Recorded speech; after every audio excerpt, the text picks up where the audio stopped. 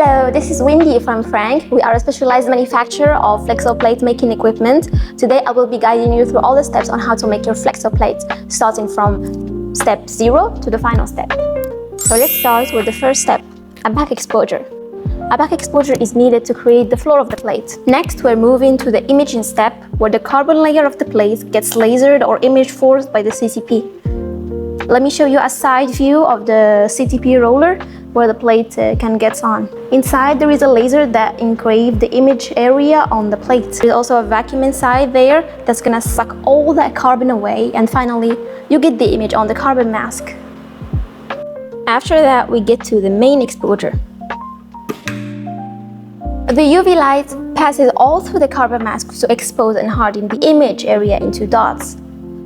This step is really critical because this step is going to determine the size and the height of the relief. The more the exposure time, the less the relief can get.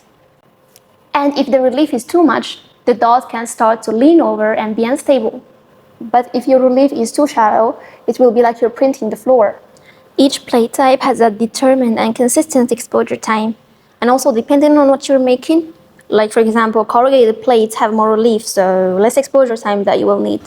But if you're printing on labels or Flexo films, you need more exposure to get down to 0.95 millimeter or less sometimes. Make sure that the lamps you're using can reach 100 Fahrenheit to deliver the consistent and stable results. The best main exposure is the shortest one, and that can create and hold the smallest dot at a consistent size and height. The main exposure is the one that determines if our dots are gonna be flat or round. If you have a regular digital plate and you expose it with oxygen present, the tip of that dot will be shaped round. It's really good for narrow web printing when we have very precise impression adjustments, but the problem, if you give that plate more squeezing, you may not get the very precise results you're looking for. So flat top dots are more preferred now. We can make that with just a digital standard plate, either by suppressing the oxygen, by flashing out nitrogen gas, or by using high UV LED machine, or we can just use already built-in flat top dot plates. And this can guarantee more dot stability and prevent dot gain during the printing process. And allows to hold super features, small dots, small texts, and can hold microcells patterns on the surface of the plate very, very well. Basically, microcells help us transfer more ink. Now let's move on to the processing step. First way we can do that through solvent processing.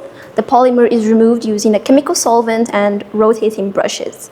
We want to ensure that the solvent solution inside is clean, typically like 3% or 4% solids, basically measuring the viscosity of the solvent, determining how much polymer is in the solvent.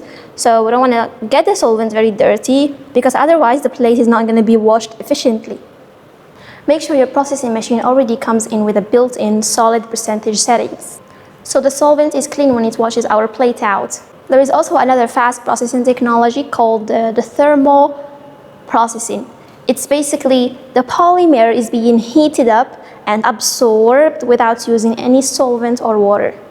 That was part 1 of the video. If you're interested in knowing more about Flexo plate making equipment, contact us now on our WhatsApp number or email down below. Thank you very much for watching.